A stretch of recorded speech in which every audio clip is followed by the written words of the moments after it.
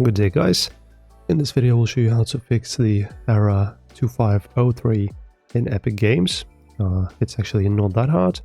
Open up your start menu and then type in command prompt and run as admin just like this. Then in here you just type in a command msi exec /i and then you need to copy and insert the location of your Epic Games installer. So for example, you just go properties or like this, then you copy this path like this, and then you do once again / like that, and you copy the full name of the file like that. There you go. And this way you should now just change this installer a little bit, and after you do this command, this error 2503 should go away.